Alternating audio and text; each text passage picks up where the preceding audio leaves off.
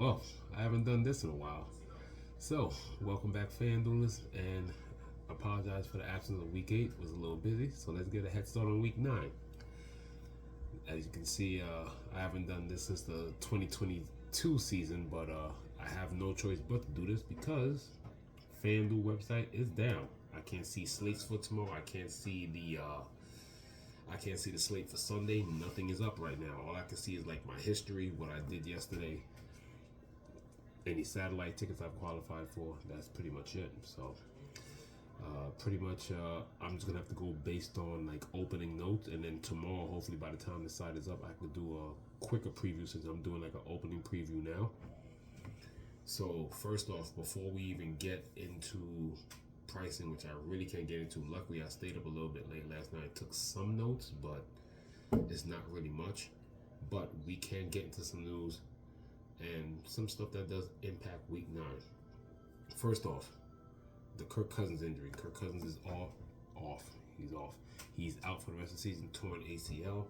So when the Vikings do return to action and they are at Atlanta, who I'll probably quickly talk about next. Right now, the Vikings have not announced who they're going to as a backup or if they're going to try and sign a veteran.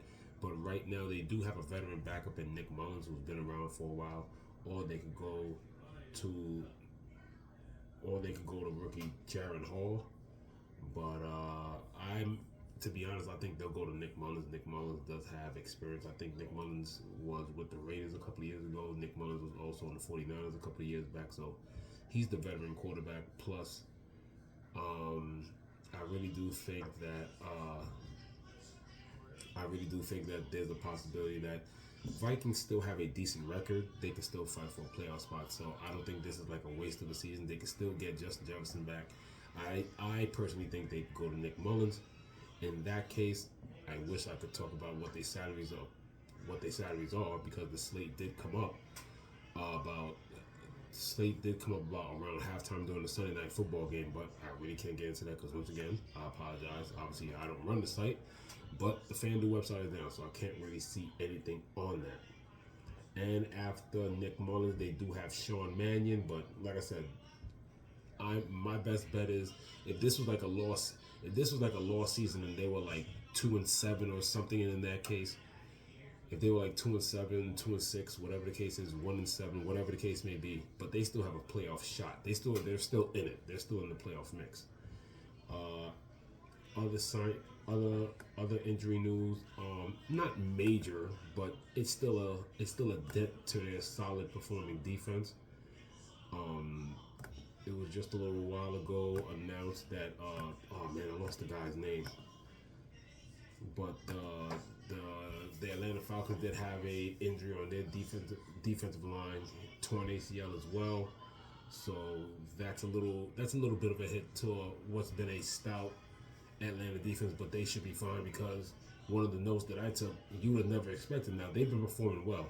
The only thing is Atlanta's not really good at getting takeaways. They could get that this week. They're the highest defense priced up because they're getting a now Vikings without Kirk Cousins and already without Justin Jefferson. And they're already stout against the run and pretty decent against the pass. So Atlanta's the 5,000 pay up option this week. The Bills have signed Leonard Fournette. Now, I don't think it's been, according to sources, it hasn't been officially announced. This is just official reports, but it hasn't been like announced. But the news is pretty much out there. So Fournette is signed, but he's signed to the practice squad. So let's make sure we get that straight. He is not on the active roster. Leonard Fournette hasn't done anything since he was away from the Bucs. So who knows what type of football shape he's in. He did pass the physical, so he's healthy enough to play football. But I'm pretty sure he has to work his way into football shape. We don't have to really, I'm just going to really skip over that, just let you guys know because, hey, if you're interested, that'll be for single game news. The Bills are not on the slate. The Bills are at Cincinnati at 8:20 Sunday night. So I don't think Leonard Fournette plays this week, but we might get Leonard Fournette possibly next week if the Bills are playing. That's if they're on a bye. And speaking of bye weeks, Denver's on a bye this week. Detroit, San Francisco, and Jacksonville. Also, we don't get Miami, we don't get Kansas City on the slate because they're in the Frankfurt game or whatever, so they'll be playing in Germany. So when you look at the slate initially, it is kind of an ugly slate. And like I said, we will preview this tomorrow. But when you kind of look at it, DFS wise, I think it's pretty fun. It looks ugly, it really does. But when you actually look at it, and like I said, some value has opened up already, which there's some of the notes that I have taken. But I could kind of get into it. I could get into that now, but it's not that bad of a slate. I don't think it. When I first looked at it, I really thought it was as ugly as the slate 2 weeks ago, but it's not that bad. I think you could really figure your way out and just try and figure out some things.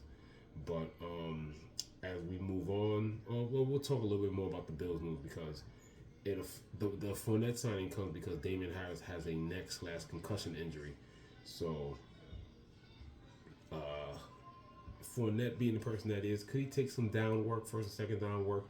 Yes, but he showed the last two, especially those last 2 years, he definitely showed the elite pass catching ability. So he could be an elite pass catching back, even though he has that size to probably take away some work from James Cook. So I actually think the Fournette news actually hurts more the Damian Harris and Latavius Murray's in the roster, and he becomes more of the vulture because of the big size and everything.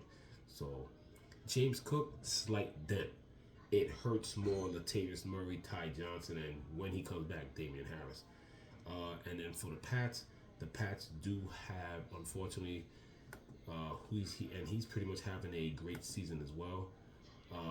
He is Kendrick Bourne tore his ACL, so now it's the Cardinals that are struggling to find. Excuse me. They have a prime matchup this week, and they're going against Chicago. So I was already looking at some stacks with the Patriots and everything, but now with Kendrick Bourne out, there's a lot of options. I didn't even know that they carried 7 wide receivers in the first place, so that's a lot of wide receivers. Most have 6, 7, maybe the third running back is like the punt returner, but now they're not looking to bring anybody in. They do have a lot of people. So what's left is more opportunities for Juju Smith-Schuster, Devontae Parker, Tyquan Thornton, and one of their rookies, Keyshawn Boutte from LSU.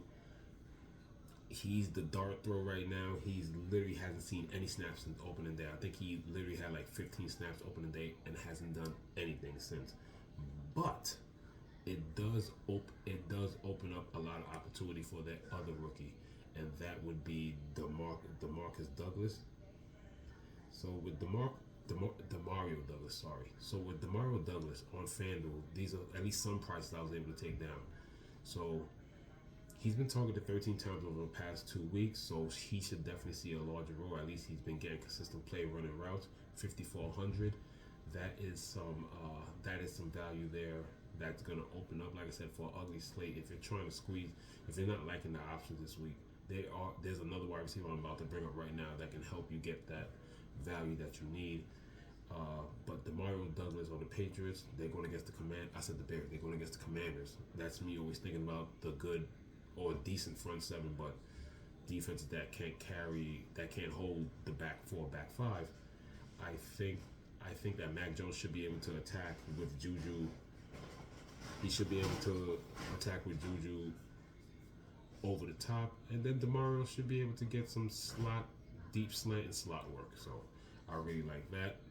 Now, during the Atlanta game, we had a hamstring injury with Drake London, so I didn't get his exact price down, but I think it's the wide receiver's last name is Hodges. I think it's Darrell Hodges. Darrell Hodges was the one that saw a little bit of action. I think he had 6 to 7 targets, had like 4 or 5 receptions for about 68 yards. In that absence, I think Drake London caught that hamstring injury in the third quarter or so. I did a decent amount of stacks with Ritter as well.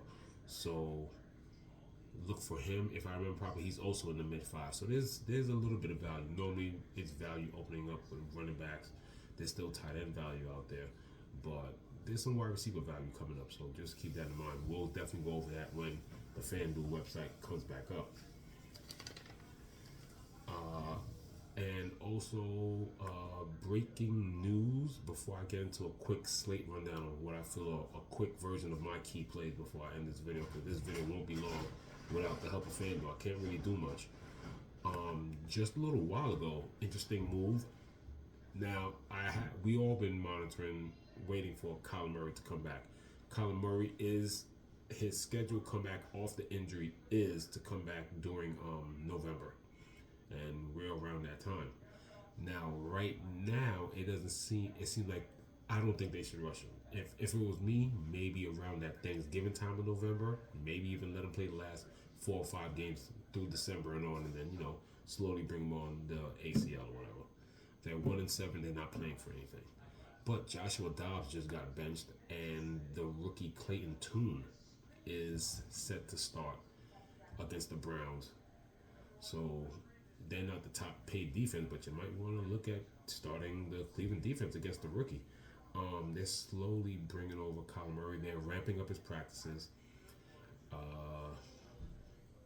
More individual work, more 7-on-7 work. So Kyler seems to be right on schedule. When they said that injury, they were saying November from a long time ago. We're here in November.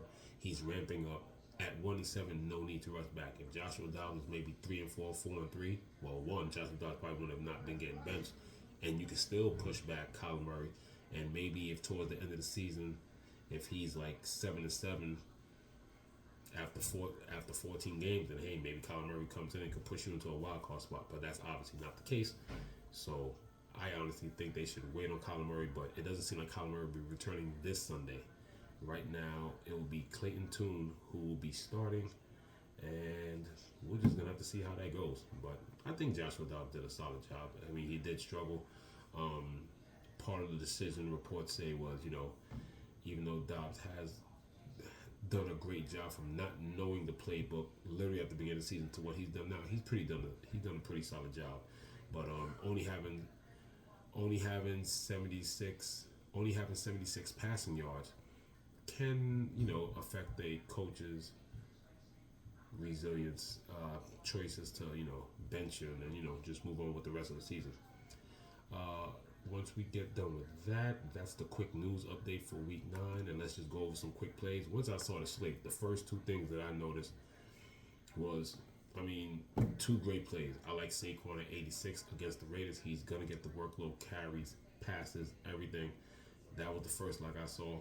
A little bit right under him was Jonathan Taylor. He's going to take those running. He's literally going to take that backfield at 8,000 at the Panthers. I really like that play.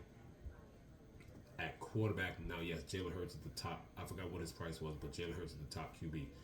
But it seemed like he's finally got it together, and he's finally hitting the wide receivers down the field. Raheem Shaheed, Michael Thomas, Derek Carr, and Chris Olave still haven't got to that point of chemistry yet. But against the Bears at 71,000, that is a solid play for fantasy purposes. Say what you want about Derek Carr, but we had to play for fantasy. And if he starts doing what he did last week against another defense that, once again, like Tampa Bay and like the Redskins and somewhat like the Raiders, can't protect downfield, then hey, Derek Carr should hit Raheem Shaheed.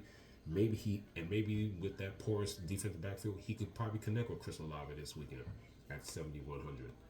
Once again, I already went over the wide receiver from New England. Speaking of that, a cheap stack, 7,100 on Fan Duel, and then Michael Thomas is still not at 6,000. He hasn't had that blow up game yet, so at 5,900, that's also some nice upside value with wide receivers. Jake Ferguson is still 5,100. Going against the Eagles. Like I said, we already talked about DeMario, and pretty much